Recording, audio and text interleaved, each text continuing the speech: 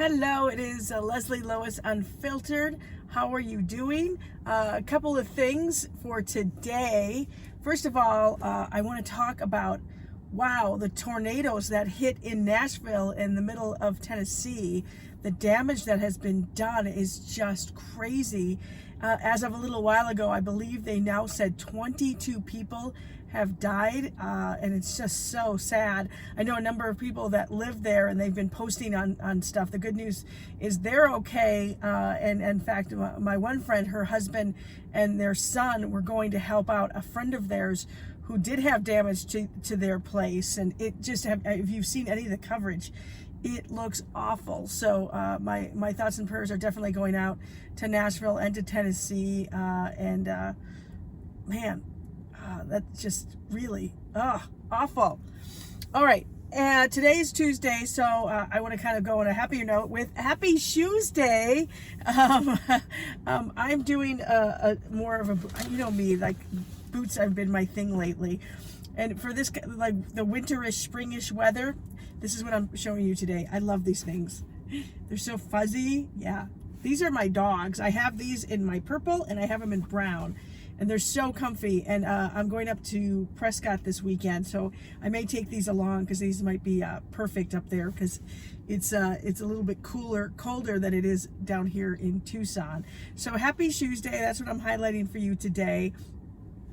And now we got to get into everything that happened yesterday for the Bachelor. It was the women tell all, but before that, we finally got to the final rose ceremony with Peter. Now, last we had seen, Madison had walked away from him after he told her, yes, he was intimate with the other women, and you know, she walked away. We didn't know what was going to happen. So we come, and they're at the rose ceremony, right? So, and he's talking to Chris and saying, you know, I haven't talked to her. I don't know if she's going to show up, and maybe I did this whole thing wrong. He's super upset about this. So you see Hannah B and Victoria show up, right?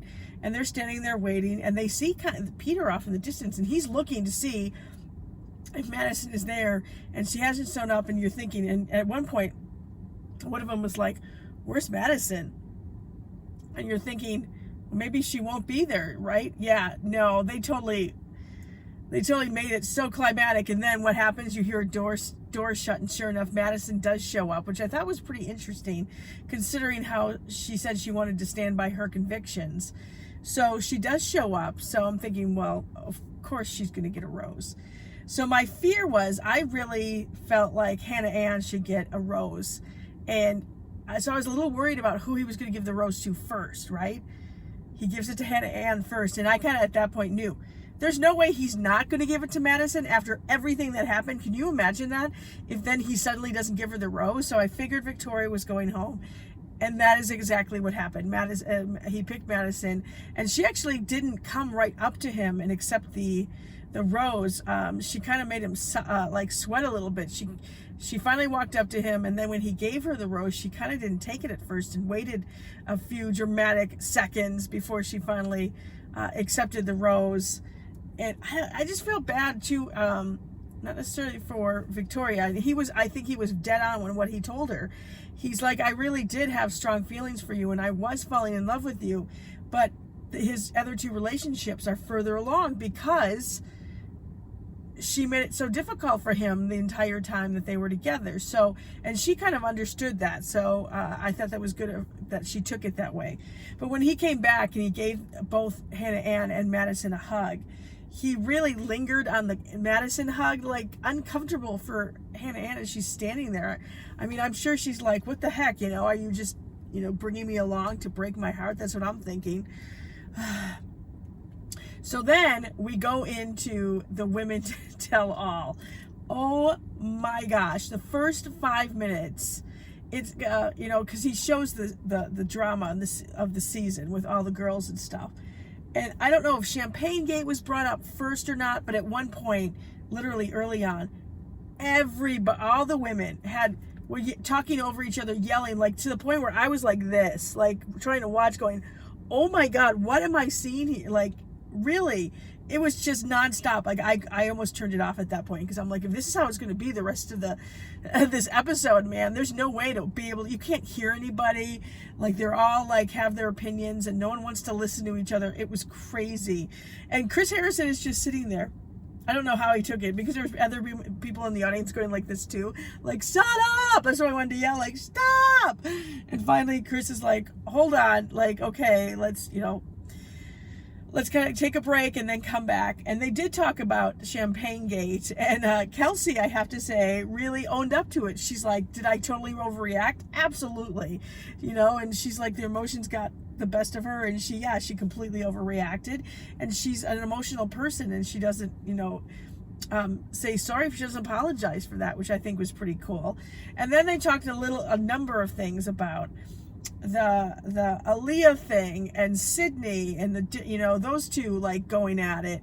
And then there was McKenna and Tammy and Kelsey, and I have to say Tammy did not apologize for anything, and she still was making snide remarks to the girls and stuff, and some people were defending others, and oh my gosh. But I really gave a lot of credit to Kelsey. She got up actually on with Chris in the hot seat to talk about Champagne Gate, and she said she had thought that she told everyone in the house, all the girls in the house, about the champagne, but obviously she didn't. And she said she overreacted, but she's a very emotional person to begin with, and this was very emotional for her. One thing she did not appreciate when Tammy kind of talked about her drinking too much, and basically calling her an alcoholic, was she's just like, she goes, you make, I don't know how to say it exactly. She was saying, you're going to make people that do fight with this disease all the time, like, feel ashamed that they have this and stuff, just because of the way Tammy was calling her out. And I kind of agree with that. But again, she took ownership on stuff, and she admitted she cries all the time, and she's not going to apologize for being emotional about stuff. And I thought this was pretty hilarious. They actually, Chris then goes, well, we wanted to, I have something special for you, someone who knows all about crying. And she knew exactly who it is. She's like, Ashley, if you have been watching at all, you know that Ashley has been on The Bachelor and Bachelor in Paradise. She's the biggest crier ever. So she came on stage and gave her a hug and said there's nothing wrong with showing emotion, and you shouldn't be emotionally shamed. Hence, aka Tammy was emotionally shaming her, and Ashley was like, and then she goes, I have a gift for you, and literally brought out this humongous bottle of champagne, which I think was pretty hilarious. So then Victoria, who had just got let go, that we had just seen, so she got up on stage, and I have to say it was the most mature I had seen her. And even Chris said if she would have been this way with Peter this whole time, maybe she would still be around, because he was talking to her about what happened this season, and she said, like, she goes, I did not realize how much that Peter cared for me. So she was like, really gave him a hard time and admitted it. And she's like, I just felt like, he was way too good. Like, how could anyone be that good? And I figured I'd push him away before I got hurt, which I totally identify with, because I did that with my husband. I kept thinking, this is too good to be true. This can't be going this well. Like, it's not supposed to be, but it really is. It's supposed to be that easy, and you're supposed to laugh and be happy and stuff. And so I would do things to sabotage us, and thinking, well, the other shoe's going to drop. I might as well be the one that pushes him away first.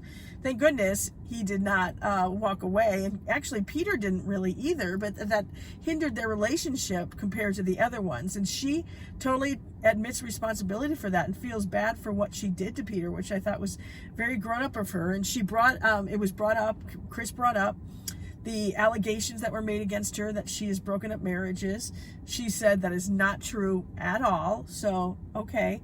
So I guess I liked her a little bit more. I wish she would have been like better like that on this past season. And then Peter came out, and he got to see everybody, and everyone got to ask him a question and stuff. And there wasn't much, like, people didn't have a whole lot to say. Like McKenna said, I wish you wouldn't made me wait through that rose ceremony to let me go after that 2-in-1 date with Tammy. But he said he honestly didn't know what he was going to do until he had conversations with other women. So that's why he did what he did. But for the most part, I don't think the women had much bad things to say about him. He didn't feel like he was in the hot seat. He did talk to Victoria, and Victoria did say,